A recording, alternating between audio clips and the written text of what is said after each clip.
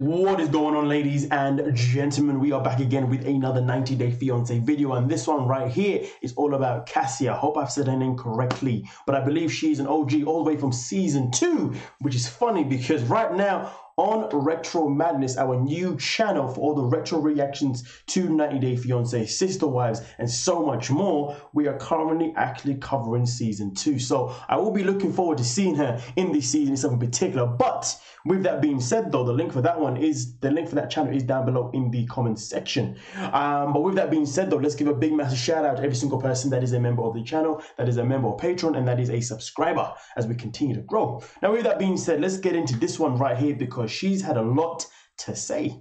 As you can see, she came out by saying, "It's time to speak some truths. I'm tired of being accused of things 8 years after being on 90-Day Fiancé. This show is an insult for immigrants and the network takes advantage of couples, paying them pennies and distorting their history. I agreed to participate because they said it would be educational for other K1 couples." I mean, it is called The Learning Channel, but in terms of it being educational, I mean, let's just forget about that because it most certainly is not. But anyway, but then again, it could be to a certain degree. But nonetheless, though, let's continue.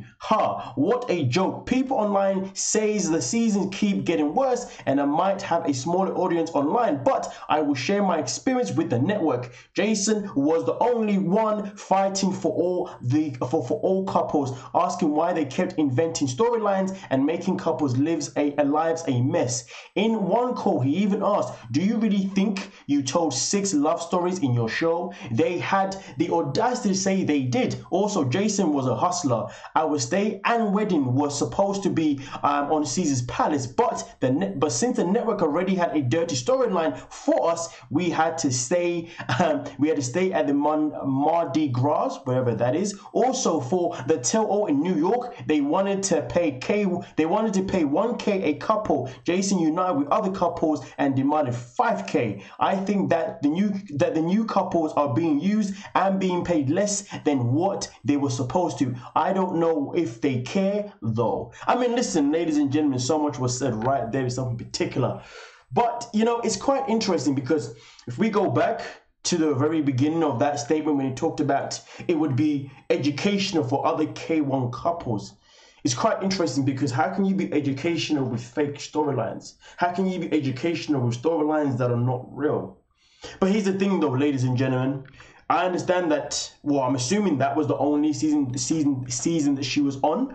But I will say this.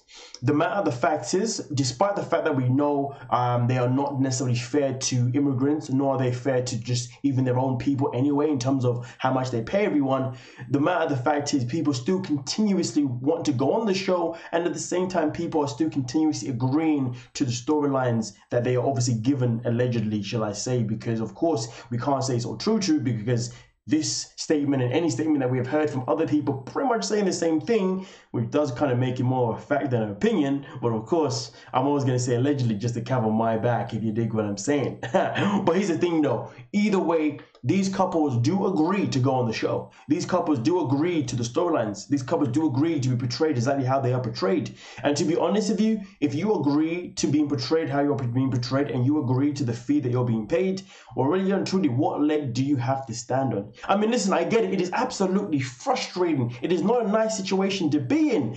But at the same time, you choose to be in that situation. Listen, if I apply for 90-Day Fiancé, and then they told me that, hey, hold on a minute, you're going to get married here. Hold on a minute, we're going to pay you this. Hold on a minute, this is actually how your storyline's going to be. I mean, listen, to be honest with you, I'll be like, you know what? If that's what you want, we can do that, but you're going to pay me more. If you're not paying me more, well then we ain't doing that because I ain't no scumbag, if you dig what I'm saying. And I'm not saying that people on the show are scumbags. You know, that's a lie. A lot of them are scumbags. That is the truth. That is the truth, to be honest with you. But the matter of the fact is, though, if you agree to something, you agree to something, and it puts you in a position where you don't really have much of a leg to stand with. But at the same time, though, for those people that have appeared on 90-Day Fiancé and then have opted to not come back after one season, shout out to you guys for obviously doing that. But for the people that keep coming back time and time again, a lot of them we don't like, to be honest with you. Oh, goodness gracious me. Well, shame on you for selling your soul to TLC, a network that doesn't give a damn about you and is paying you absolute pennies.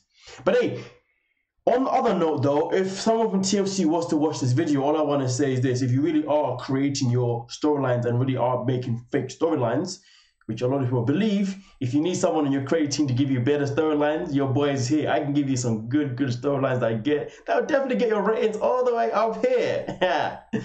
Your boy, you know, like, I mean, okay, what do you guys know? You're fools anyway. Anyway, with that being said though, ladies and gentlemen, like I said before, we are covering the past seasons of 90 Day Fiancé, and right now we are covering season 2 of 90 Day Fiancé. See, episode 1 has already dropped on RetroMADNESS. The link is down below in the description. If you want to check out that video itself in particular, the link is there in the description. Also, it is on the community tab, where of course I'm already experiencing Danielle being an absolute freaking calamity. Brett is something else. Justin and Evelyn, oh my goodness gracious me.